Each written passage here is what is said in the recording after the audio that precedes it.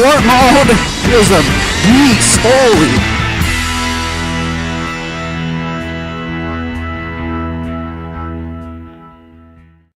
What's up, guys? This is Two Wheel Ton on YouTube, and today we're talking about radio.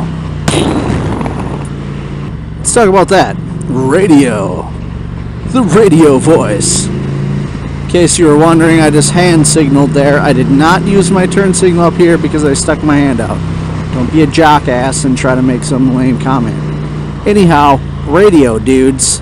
Let's talk about it. First of all, I think the mainstream view is that radio is dying. Radio is totally going away. And I think in some respects it is. I think FM is not many years away from being done. Truthfully, I don't really listen to a lot of FM now. So, I guess a little background, I have done a radio show for a little over 12 years now. I talked about it a little bit in a previous video, but I can give some more details in this one, just for fun. So back sometime in 2004, I was approached by an old friend of mine. We were friends, like mostly in elementary school. We met each other probably second grade or something, and we weren't friends as much in high school, but whatever, none of that matters. She was going to college. She was doing a mass comm degree, and she came into a grocery store while I was working, and I hadn't seen her for years, and she's just like, hey, what's up? You know, I'm doing this mass comm degree up at the college and getting my own radio show. And so she asked me if I wanted to sit in with her and some other people and do some radio and just whatever, check it out. And I was sure. I was like, yeah, whatever, you know, let's take a look. I've always been into music and just, I don't know, open to whatever. And I played a guitar and other instruments, you know, for many years, and kind of had little bands here and there and whatever. So I, of course, jumped on board. I went up there and I sat in on a radio show that was already taking place. I just kind of randomly went and sat in, and they were talking about whatever. I don't even remember. It was just some random stuff. And I just hung in there and was able to kind of come up with stuff on the fly. And afterwards they were kind of like, yeah, man, you'd be good for something like this, because I didn't ever really have that the fear factor. Like, I wasn't scared. And they say, and I've seen this since then many times, like most people when they go into the radio station and they sit down in front of the microphone, they totally freeze up, because they're just like, they're too caught up and worried about how many people are potentially listening to them or whatever, you know, like, oh my god, now suddenly my entire image is hinging on my next word or whatever. It's like, I don't know, you just, who cares, man? You're just doing whatever you're doing, but it's on the radio. So after that, she asked me to actually co-host a show with her that she was getting, and I just said sure. And then we met a few times and talked about it and figured it out. We had a few episodes of something just random, you know, playing whatever we wanted. But we quickly put a theme together and called it the Mothership Connection. And if any of you are familiar, it was indeed named after the album by Parliament Funkadelic. So it was an all-funk show. And that was awesome. There was nothing like that on that station. There still isn't. I don't think there's anything like that around here, if not in the entire state of Minnesota. So, like an all-funk radio show. And that is the thing that is tough for me, especially with like the recent passing of Prince. like the funk is dying, and funk music, I don't know, I know it's weird, like I'm totally a white dude from Minnesota, but I was listening to funk music at a pretty, like in elementary school, found a James Brown tape and was totally getting down to that.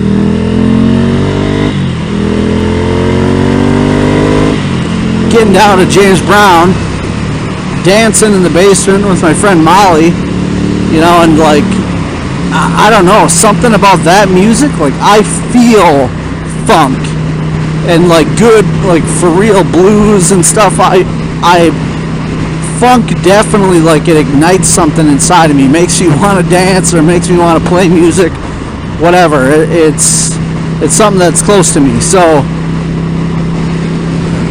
the fact that it's kind of dying out really kind of bums me out. I mean, it makes me scared, makes me sad, makes me scared for music, because so much stuff has come from funk, and nobody even knows really what funk is. Like when I talk to people, they have no idea. You know, they think, I don't know, they think like Bruno Mars is funk, and I do not agree with that. That is not a situation that I am on board with. Anyhow, so we did a full funk show, and I don't know how long, I did that maybe a year, but not long after I started doing that, I met Dustin, and the co-host of the show that I currently do, the 5 Count, and that was like, Dusty and I just kind of developed a friendship, I guess, and he started calling me Ton immediately, and that's, it just ignited. I ended up doing, the show I did was on from 10 p.m. to 11, the Mothership Connection, and then the 5 Count was on from 11 to midnight. And I just started sitting in with him on that, and it soon became like, I mean, I think maybe Dusty and I were getting closer, and it just kind of faded out from the Mothership to doing the 5 Count full time. Now Dusty will always say that I got fired from the Mothership, but first of all, I wasn't really hired. Secondly, she did say those words once when Dusty and I were like playing frisbee outside before doing the show, and I wasn't like directly on time or in the studio beforehand to start doing the Mothership. And I think my co-host, she got, you know, she was maybe annoyed with us or something, and she's like, "Aren't you doing the show?"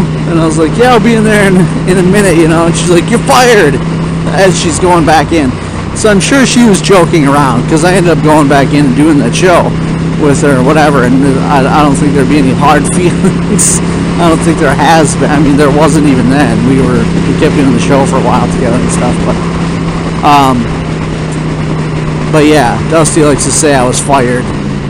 And then what happened was she ended up moving and doing something, you know, completely different, still in Minnesota, but pretty far away.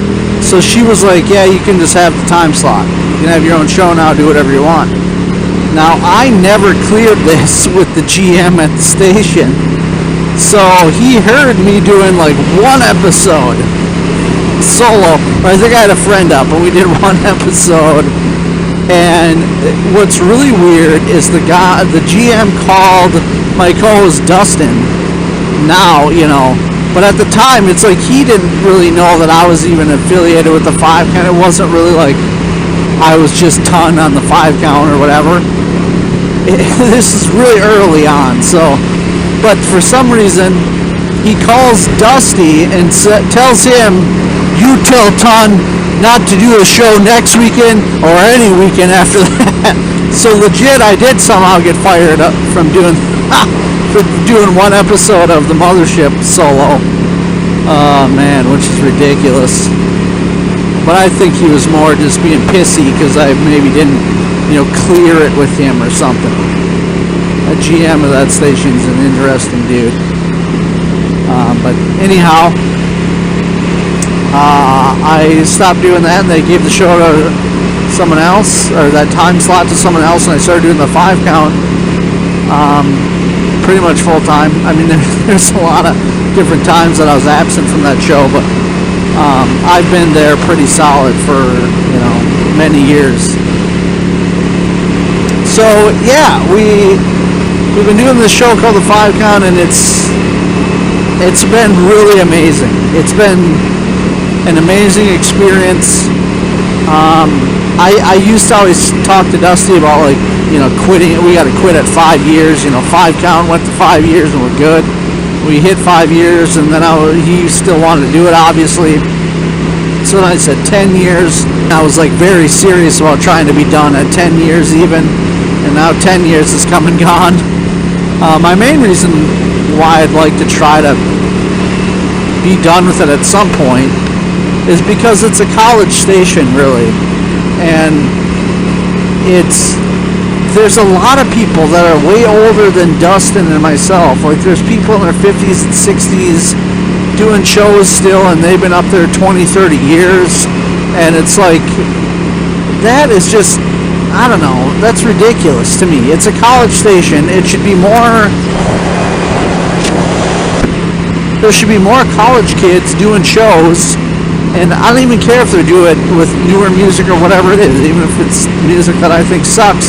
It doesn't matter. It should be stuff that is involving college kids and kids that maybe want to, pursue mass comm or even journalism degrees, and doing news and sports broadcasting or whatever. I mean, there's still always going to be, jobs for people doing some sort of newscasting or broadcasting of whatever it is. I mean, there's people that just call, like, video games and stuff now, and they get jobs all over the world. It's totally valuable experience that you can gain at a radio station. So I have no formal background in it. I basically just got a pass because I was quick on my toes and wasn't afraid to speak. And I think I've gotten a lot better on radio since then. Now, the show has evolved tremendously. We're still not like total radio jocks on the show, so like that jock ass voice I was doing earlier, hey, like that's not how we talk on the radio. We don't really do that. We're not all 89.7 The Maverick. We don't do that kind of business. When I was doing the Mothership for a while, for some reason I was known as the Love Doctor. So it was always, hey, you're sitting here with the Love Doctor on 89.7 The Maverick, the Mothership Connection. We do crap like that all the time. We just sound like a jackass for no reason at all. So we don't really do that anymore. We try to be pretty straight-laced and be like normal dudes doing the show. We try to be funny. And it's evolved a lot in the respect that we've done tons of celebrity interviews. So I have a link in the description, but go to the5count.com if you want to check that out. We've done so many interviews. It's pretty cool. And the YouTube channel, even, you can go to the 5 count on YouTube. The YouTube channel is pretty cool because you can basically listen to just those interviews and no music or us blabbing or, being dorks or whatever on air. So you can go straight to somebody that you want to, hear about or hear from or whatever. Pretty cool. So yeah, that's a big part of how it's evolved and how it's kind of impacted my life. It's been pretty incredible. The show, I mean, at one point I had like an entire fan club, I guess. It was younger dudes, but there was guys that would come to the station and chant my name from downstairs. They found me at work when I worked at that grocery store. They found me at my work and were yelling my name or whatever in there and acting goofy and done, hey, done. So I was able to sort of experience some celebrity stuff, kinda, locally. We've been asked to host different events before and get up and speak in front of people, and we've been in the newspaper multiple times. Just been interviewed many times. Even when I started with my art, it was lucky because a guy at the newspaper knew about my art, or knew about me on the radio, and then saw my painting at a local show, and then was like, "Well, I know you did radio. I had no idea you did this." So then that generated more, publicity for me there. Pretty interesting thing what the radio has done. That having those fans and stuff. I mean, I went through different parts, or different periods of life like anybody else, of dealing with just, I don't know, ups and downs, and there were some very sensitive times of my life even where, man, like those fans were around, or we had them on for anniversary shows or whatever, and it was just so amazing to just feel that, like, that you had an impact on someone else's life, in like in a fairly large way, where they still think about you or care about you or whatever. I had guys like these dudes put a band together years later, and they're actually really good. They were called, I'm not sure if the hashtag is involved, but I'll say it, #SexJail. And they were actually really good. And they like made up songs on the fly, made up songs for me, like about me, and like that's just crazy and awesome. I mean, that is not something that I ever thought was going to happen in my life at all. So, I mean, wow. The experience I've had, doing the radio it's been pretty amazing. And I've gotten to talk to so many awesome people. So a lot of funk pioneers, people that played with James Brown and George Clinton and, Earth, Wind and Fire, like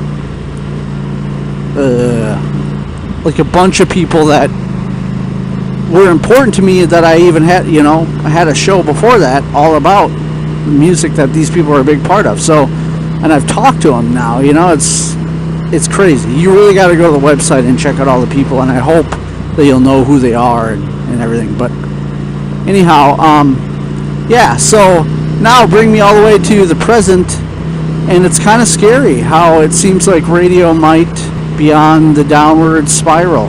I think AM will probably always have a place, informationally, not necessarily music-wise, but for information and news and things. That will probably always be there, but the FM, I don't know. I don't know what's happening, it's, the world of music is changing so much that you just don't know what's going to happen with the radio medium. And who knows how long we'll be doing the 5 count for, I mean, the show is still going, and I think it's, in my opinion, it's still going stronger than ever. A lot of people listen to us.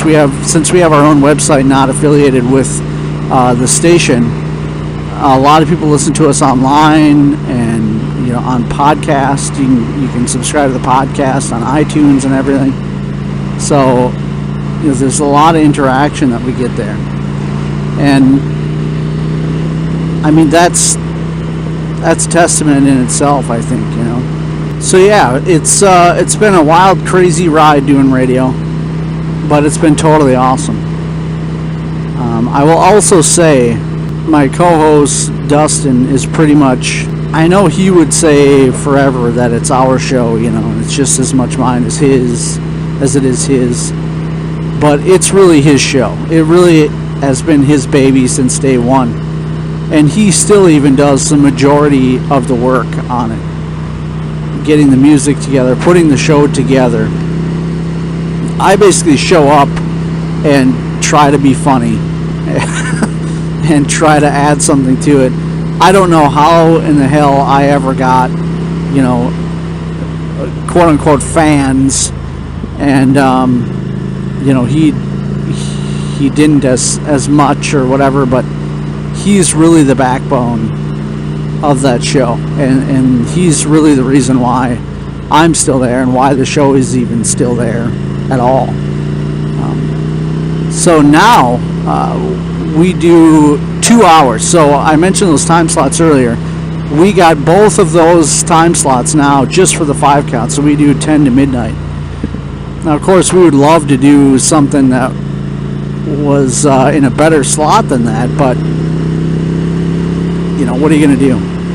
I feel like our show has got really good content, especially with our interviews, and the station doesn't really do much with us, and that used to cause a lot of aggravation between Dusty and myself, and just talking about it all the time and feeling that way and feeling sort of like it's the station doesn't give a rip, so why do we put forth so much effort? Because really it's a lot of work on Dusty's part to put all that stuff together, and he even mostly reaches out to get all the interviews. I mean, I've done some myself, but not nearly as much as what he does, and it's God. And we do it all. It's all totally volunteer. We're not getting paid. It's not our day job. It's us doing this on Saturday nights for fun because we want to.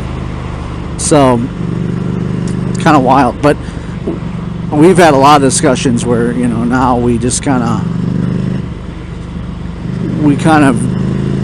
we keep ourselves and why we're doing it in mind. We're doing it because we love to do it, and we're doing it hopefully because our actual fans, our true fans of the 5 count appreciate it, which I hope that they do. So yeah, anyways, dudes, radio.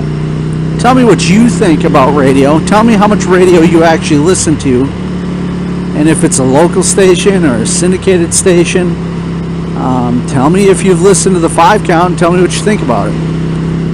I know there's at least 1 or 2 fans on here of the show that I've interacted with on YouTube here, so yeah, but check out all those places.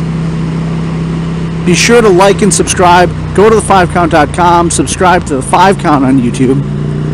That's some cool stuff there, and we'll catch you later. I'm gonna try to have some fun on these gravel roads a little bit.